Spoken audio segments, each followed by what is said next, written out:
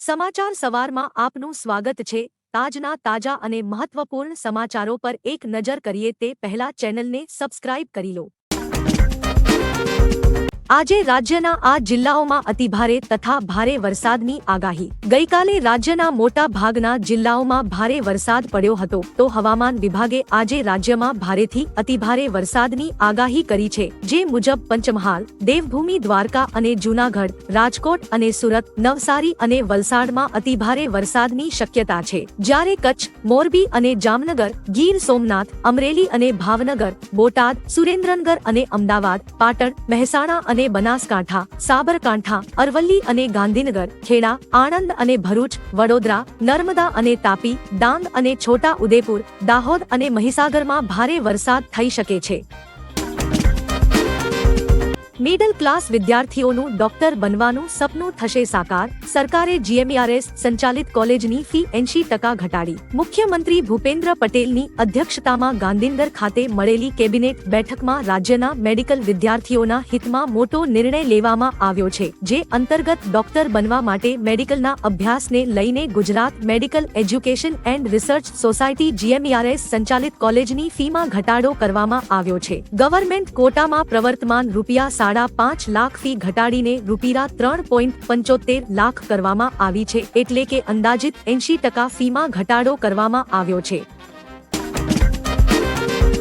BSNL અને ટાટા વચ્ચે મોટી deal. Tata consultancy services TCS અને બીએસએનએલ વચ્ચે ₹15,000 કરોડ રૂપિયાની ડીલ પર હસ્તાક્ષર કરવામાં આવ્યા છે। ટીસીએસ અને બીએસએનએલ સાથે મળીને ભારતના 1000 ગામડાઓમાં 4G ઇન્ટરનેટ સેવાઓ શરૂ કરશે। ટાટા ભારતના 4 પ્રદેશોમાં ડેટા સેન્ટર બનાવી રહી છે। હાલ તો જીઓ અને એરટેલ 4G ઇન્ટરનેટ સર્વિસનો દેશમાં વધુ લોકો ઉપયોગ કરે છે। જો બીએસએનએલ સારી સેવા આપશે તો જીઓ અને એરટેલને આકરી સ્પર્ધા મળી શકે છે।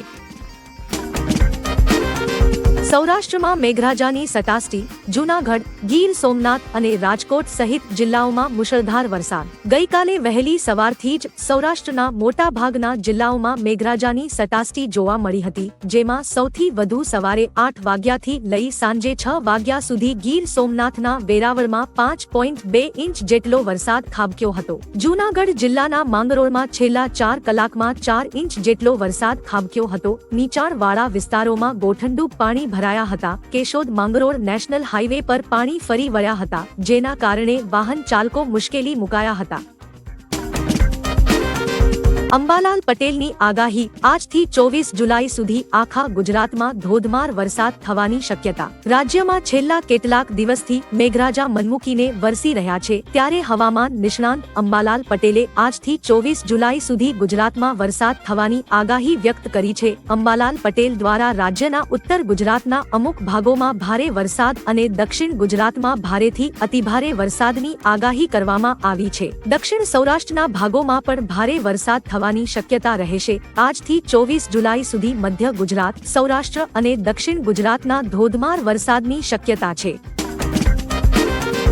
ગુજરાતની જીવાદોરી સરદાર સરોવર ડેમમાં 52%થી વધુ, જ્યારે રાજ્યના 206 જળાશયોમાં 34%થી વધુ જળસંગ્રહ। રાજ્યમાં છેલ્લા 2 દિવસથી વરસી રહેલા વરસાદના પરિણામે રાજ્યની જીવાદોરી સમાન સરદાર સરોવર યોજનામાં જળસંગ્રહ પર ટકાને પાર કરી ગયો છે। સરદાર સરોવરમાં હાલમાં 1,75,000 MCFT એટલે કે કુલ સંગ્રહ શક્તિના 52% જેટલો જળસંગ્રહ થયો છે, જ્યારે રાજ્યના કુલ 206 જળાશયોમાં 1,91,000 MCFT એટલે કે કુલ સંગ્રહ શક્તિના 34% જેટલો જળસંગ્રહ નોંધાયો છે, તેમ જળ સંપત્તિ વિભાગના અહેવાલમાં જણાવાયું છે।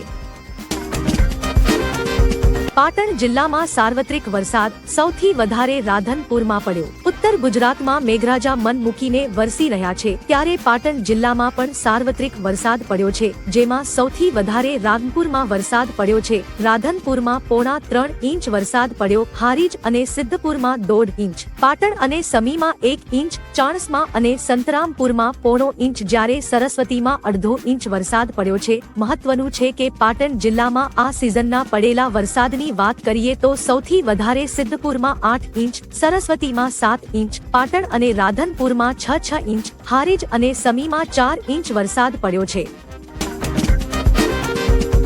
સિંગતેલ થયું મોંઘું, 3 દિવસમાં 50 રૂપિયા વધ્યા। શાકભાજી બાદ હવે સિંગતેલના ભાવમાં સતત વધારો થઈ રહ્યો છે, જેનો સીધો માર સામાન્ય લોકોના ખિસ્સા પર પડી રહ્યો છે। મળતી માહિતી પ્રમાણે માત્ર 3 દિવસની અંદર સિંગતેલનો ભાવ 50 રૂપિયા વધી ગયો છે, એટલે કે 3 દિવસ પહેલા 15 કિલો સિંગતેલનો જે ડબ્બો 2610માં મળતો હતો તેનો ભાવ 2660 થઈ ગયો છે। ગઈકાલે જ આવેલા સરકારી આંકડા પ્રમાણે જથ્થાબંધ મોંઘવારી 16 મહિનાની ટોચે પહોંચી છે।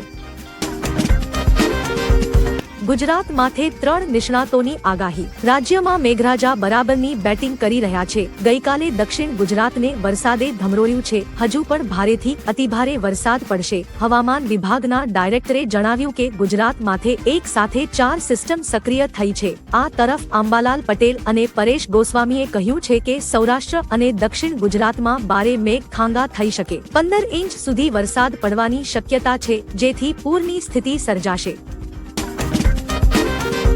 ટામેટાના ભાવ રૂપિયા 100 ને પાર। ચોમાસામાં ટામેટા અને લીલોતરી શાકભાજીની આવક ઓછી આવવાને કારણે છેલ્લા ઘણા સમયથી ભાવ આસમાને પહોંચ્યા છે। વેપારીઓના જણાવ્યા મુજબ ટામેટાની આવક ઓછી આવવાને લીધે ભાવોમાં વધારો થયો છે, જેમાં ટામેટાએ સેન્ચુરી વટાવી દીધી છે। અન્ન અને નાગરિક પુરવઠા વિભાગના અધિકારીઓ કુંભકર્ણની નિદ્રામાં રહેતા હોવાથી છેલ્લા કેટલાક સમયથી શાકભાજીમાં કૃત્રિમ ભાવ વધારો કરી રહ્યા છે, જેનાથી ગૃહિણીના બજેટ પર અસર જોવા મળી છે।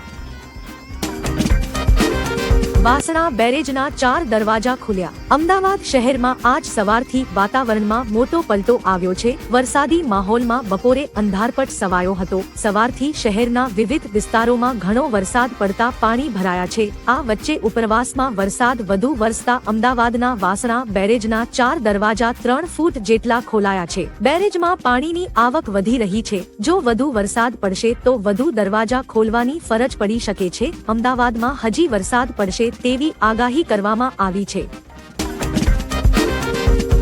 ચાંદીપુરા વાયરસથી વધુ એક બાળકનું મોત। ગુજરાતના સાબરકાંઠામાં છેલ્લા થોડા દિવસોથી ચાંદીપુરા વાયરસે હાહાકાર મચાવ્યો છે। તેવામાં હવે અરવલ્લી જિલ્લામાં આ શંકાસ્પદ વાયરસના કારણે એક બાળકનું મોત થયાનું સામે આવ્યું છે। આ બાળકને 2 દિવસ પહેલા હોસ્પિટલમાં દાખલ કરાયો હતો, જેના મોત સાથે ગુજરાતમાં 5 દિવસની અંદર કુલ 6 બાળકોના મોત આ વાયરસથી થયા છે। આ સિવાય ચાંદીપુરા વાયરસના લક્ષણ ધરાવતા 8 બાળકો અત્યારે સારવાર હેઠળ છે।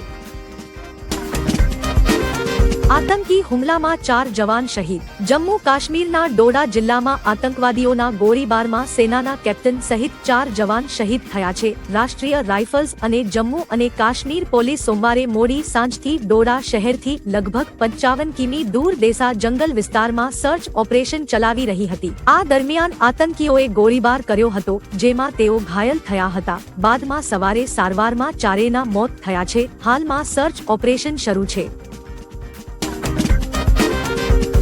લોકમેળામાં મોંઘવારીનો માર, રાઇડ્સના ભાવમાં વધારો। સૌરાષ્ટ્રના લોકમેળાને પણ મોંઘવારીની માર લાગી છે, જેમાં સ્ટોલ અને રાઇડના ભાવમાં વધારો કરી દેવામાં આવ્યો છે। ત્યારે લોકમેળામાં સ્ટોલ અને રાઇડ્સ માટે ફોર્મનું વિતરણ શરૂ કરવામાં આવ્યું છે। જોકે આ વખતે રાઇડ પણ ઘટાડી દેવામાં આવી છે।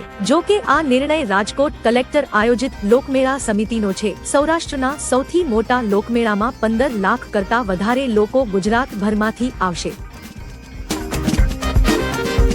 બેગમાંથી નીકળ્યો સાપ। હિંમતનગરના અમરાપુર ગામમાં એક ચોંકાવનારી ઘટના બની છે, જ્યાં એક વિદ્યાર્થીની સ્કૂલ બેગમાંથી સાપ નીકળ્યો હતો। વિદ્યાર્થીએ સ્કૂલ બેગમાં કંઈક લેવા માટે હાથ નાખ્યો ત્યારે તેને લાગ્યું કે અંદર કંઈક છે। બાદમાં સ્કૂલ બેગને બહાર લઈ જવામાં આવી અને લાકડીની મદદથી તેને ખાલી કરવામાં આવી, જેની સાથે તેમાંથી કાળો સાપ નીકળ્યો હતો। આ ઘટના ચેતવણી સમાન છે કે ચોમાસામાં સ્કૂલ બેગ જમીન પર ના મૂકવી। કેદારનાથમાંથી 228 કિલો સોનું ગાયબ। કેદારનાથમાંથી 228 કિલો સોનું ગાયબ થયું છે। જી હા, જ્યોતિર્મઠના શંકરાચાર્ય સ્વામી અવિમુક્તેશ્વરાનંદે આને લઈને મોટો આરોપ લગાવ્યો છે। તેમણે કહ્યું કે કેદારનાથમાં સોનાનું કૌભાંડ થયું છે, તે મુદ્દો કેમ ઉઠાવવામાં આવતો નથી। તેમણે કહ્યું કેદારનાથમાંથી 228 કિલો સોનું ગુમ થયું છે। આજ સુધી તેના પર કોઈ તપાસ હાથ ધરવામાં આવી નથી। આના માટે કોણ જવાબદાર છે? આખે આખું ગામ વેચી મારવાના કેસમાં મોટો ખુલાસો. ગાંધીનગરમાં તાજેતરમાં એક ઘટના સામે આવી હતી, જેમાં જૂના પહાડિયા ગામ વેચાઈ દેવામાં આવ્યો હતો. જો કે હાલ આ મામલે મોટા ખુલાસા સામે આવ્યા છે, જેમાં પોલીસ તપાસમાં જાણવા મળ્યું છે કે ગામ વેચવાના દસ્તાવેજમાં ઝોલ કરાયો છે. ગામના મૂળ વારસદારે પૈસાની લાલચમાં ગામ લોકો સાથે સૌથી મોટો દગો કર્યો અને ગામ લોકોની જાણ બહાર જ આખું ગામ વેચવાનો સોદો કરી નાખ્યો.